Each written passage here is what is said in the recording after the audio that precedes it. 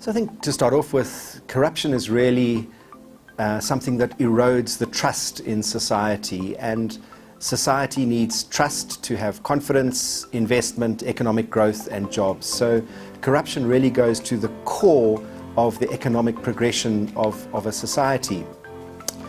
And that said, you know, a society is the sum of all of its parts, and the recent expose of the Gupta leaks have shown the extent of corruption that has been going on primarily amongst government and state-owned enterprises.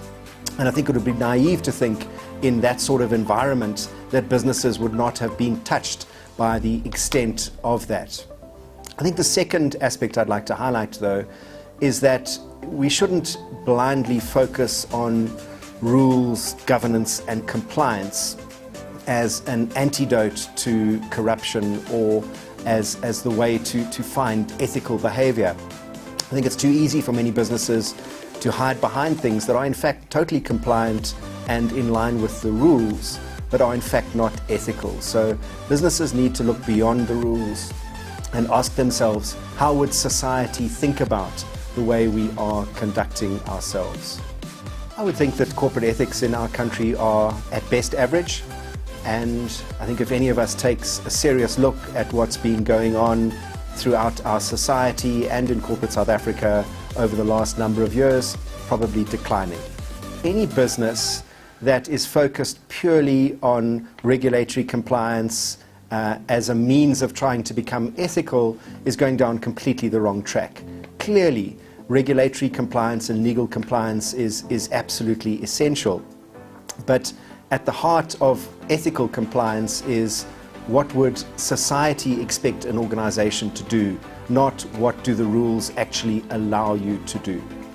I think what you also see King 4 starting to do is much more explicitly talk about the role of the board and the responsibilities that boards have for the culture and ethics of a business. For us who are in banking, this is not new.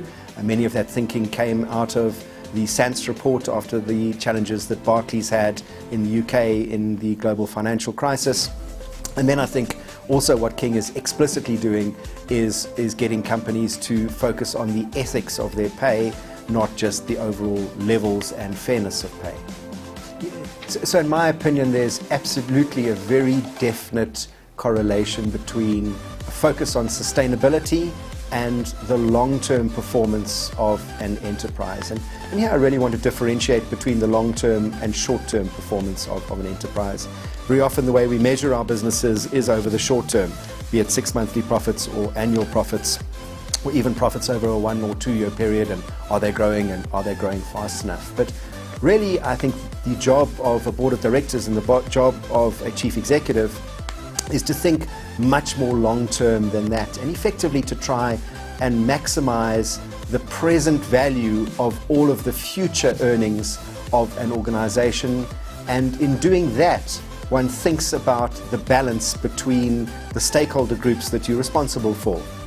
Shareholders, clearly an important stakeholder group, as are customers, as are staff, as are regulators, and as are the communities in which we operate. And I think if you can balance all of those stakeholder groups, that is the way to sustainably generate value over time. And the culture of any organization is, over time, the reflection of the leaders and behaviors of the leadership group of that organization. And if an organization cannot be transparent enough to run an appropriate whistleblowing line in our modern society today, clearly it has a culture that I think means that organization is unlikely to be sustainable over time. I think ethical behavior is doing what you know is the right thing, taking account of all of the stakeholders who are likely to be influenced by your decision. So it isn't something that you refer to a rule book or a textbook to say, what does that allow you to do? And I think deep down, irrespective of people's customs or behaviors, human beings know what the right thing to do is.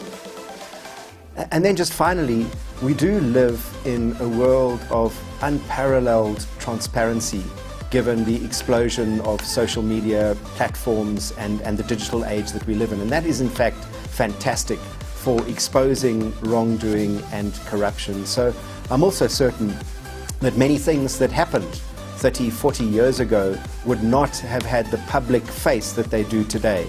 And that's really good for society, that we now see these things out in the open.